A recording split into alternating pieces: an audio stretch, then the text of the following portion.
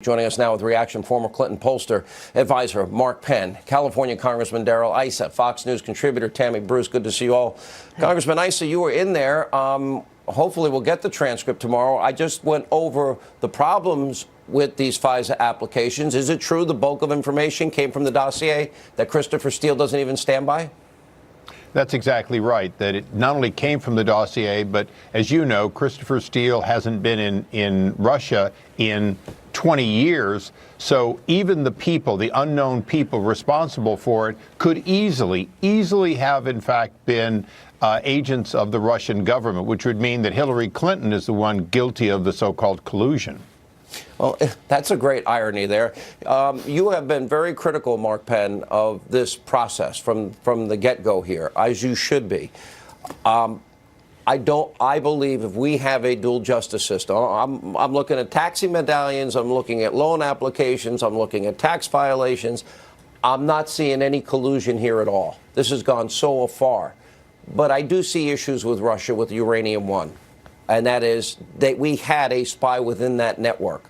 And we did have a lot of money kicked back in the end. Then I do see issues with this dossier because it's full of Russian lies. And the FBI used it as the basis of the FISA applications. And in fact, they never verified it. What James Comey just said is false because we know they didn't verify it because Steele doesn't stand by it. Well, I typically urge all Americans to read the dossier because anyone who actually reads the dossier understands that it's a joke document.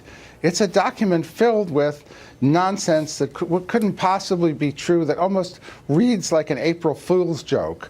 And now that we've spent, I don't know, $30 million,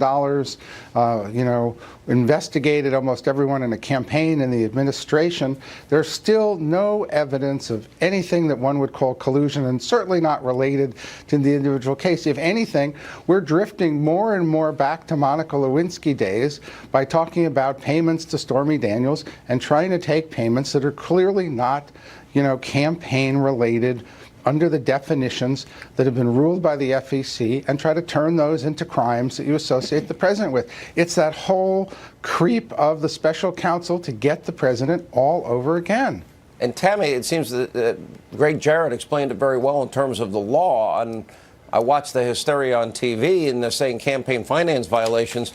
Well, I've got campaign violations from 96 over here and from 2008 over here and from Bob Dole over here and from Al Gore over here and the biggest fine paid by Obama. My question to you is, as you look at where this has now gone, I mean, I feel bad for the men involved in the things that happened, but I feel that they're victims of what is selective prosecution and a political witch hunt that they got caught up in by no other reason that they like Donald Trump. Well, look, this is why we're nervous when there's more regulations and more laws, because we pretty much wake up in the morning as Americans and we're breaking some kind of a law, but then it's selective about how it gets applied, but it's always kind of hovering over you. This entire dynamic, ranging from the dossier to what Catherine Herridge described about their writing and the filing that they just did, is fan fiction.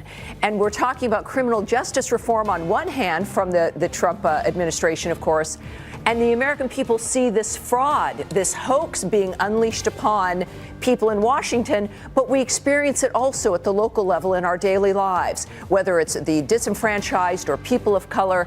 This is a very chilling event. Americans recognize it. They do not like it, and it's up to the president to make sure this dynamic remains clear to the American people about what's happening to them. He can still release the applications, the Gang of Eight information, the 302s, and the email chain. Do you believe, last question, Darrell Issa, we just had comments from James Comey. Do you believe what he said about the FISA warrants was accurate, or did he lie? Well, he's certainly inaccurate. The idea that these things were anything other than falsely granted based on deceiving a federal judge is more laughable than what Mark said about the dossier itself. Ultimately, this dossier is what got them into a business of looking for a crime that didn't happen. Unbelievable. All right. Thank you all.